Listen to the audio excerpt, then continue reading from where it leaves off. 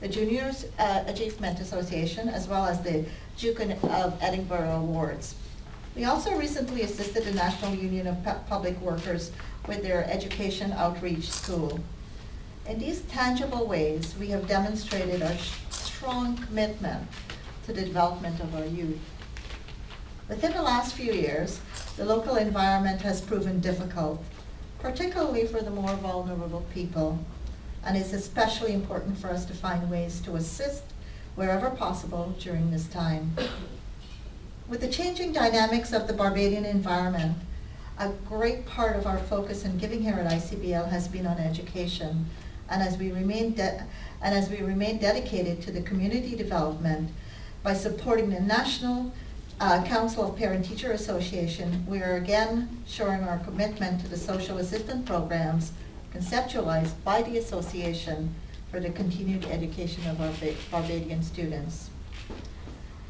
On behalf of the team here at ICBL, we look forward to continuing our work with the NCPTA and pledge our continued support to initiatives such as this. Thank you again, and remember, we're always there when you need us most. We waited until the beginning of the term so that we can get a true assessment of the children that would be in need, because we felt that if we had gone before, people would see it as a welfare program and whosoever will may come. We felt the need to embrace the principals, teachers of the school, because they would know those sincere cases. And we felt that the cases that came to us would be the genuine ones. In light of that, we would have sent correspondence into all schools in Barbados, looking at the needs and those children who would be at risk. The results came back were startling for us. And it was kind of moving, because we recognized that there were students at the beginning of the term, week 2, week 3, who have not been to school because they did not have school uniforms.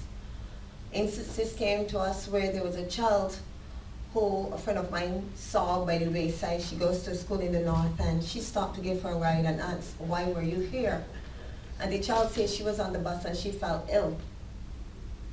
She felt so bad she had to get off. And the reason was that she did not have breakfast. Her mother had nothing home to give her. And that is just one case of many that would have come to us. We also saw cases where children don't have school shoes. There was an instance in a primary school where this child, he could be about 7, wearing about size 3 shoe, and somebody gave him a size 10. And he came in the first day of school in a big size 10 in going on. So the principal took him to town, or teacher, and met that need. The association recognized, looking at our needs, and the needs range from lack of school books, because there were some schools that children didn't have books, to uniforms, games clothes, game shoes, the whole gamut right down to food stuff. And we felt that, this is a national cry. This is a national need. And as a national organization, we needed to reach out. In light of that, we went to the media with our needs assessment and our needs to highlight the instances and what would have came to us. And I'm pleased to say that the first company or the first individual to call me that night is your Senior Vice President, Mr. Tasser. Give him a round of applause. These out there are only about selling insurance, but this is about giving back to the society. This is about impacting on education. This is about ICBL seeing the need for our children to have a continuous education and stepping up and meeting that need. And on behalf of the Barbados National Council of PTAs, and on behalf of all the parents in Barbados, we want to say thank you. We want to say thank you for coming on board and not only meeting our needs, because we said our need assessment would have brought us at that time to roughly $10,000. I would want to say ICBL have stepped up to the plate. I wouldn't tell you that they've given me the full 10,000, but they have given me a substantial amount that would meet the needs of a vast majority of these children that are in need. I can't say how overwhelmed or how happy we are to partner with ICBL. I can't say, I would hope that this is just the beginning of a long journey and a partnership with this company. We as the organization would want other companies to see the example that ICBL have set. They have set a precedent. They are saying to other companies out there that, look, this is a national need. This is a crime. We have come on board and we are inviting you to come on board. It would have been very well if the CEO would have said that, you know. But I am speaking for her, right, ma'am? Yeah. Yes, and I know that she would embrace what I am saying in terms of having other companies to recognize this need.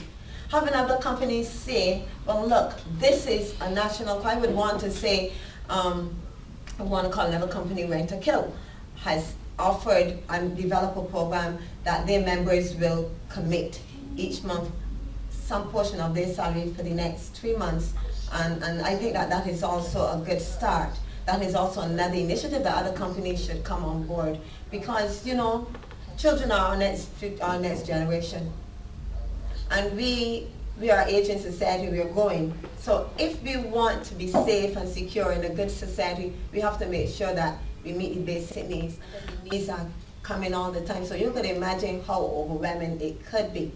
We also want to say to date, initially we had 10 schools, there are now 15 schools that have come to our assistance for needs. This morning I got another call from another school asking me, are we too late? And I didn't really know how to respond to that, right? But we are meeting the needs. We've already made deliveries to 2 schools, and we're hoping that by next week, Monday, with the assistance from ICBL and this financial assistance, you don't know what you have done for us. You have caused us to impact and bring a smile to many families. You have caused us to bring a smile to many children out there.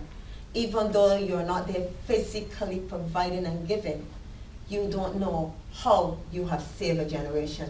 And I want to give ICBL a round of applause for that. Madam CEO, I'm going to close now by saying that we are, on behalf of the Barbados National Council of Parent Teachers Association, we are indeed pleased, we are honored, we are thankful for the contribution you will have made. I just want to say how it started. As I was waiting for Ms. Innes to say how it started, I was told how ICB got on board. Your CEO was in Toronto. We're in Barbados. And I was told that she called the senior vice president and she told him, this is a venture that we must come on board with. It pained her. She said to me, it pained her when she recognized that there were children out there who did not have food, that had these needs. And she felt that as the CEO of this company, that ICBL needed to come on board. So she called her senior vice president, who in turn called me, and said, look, this is an initiative that ICBL should come on board, and we are forever grateful.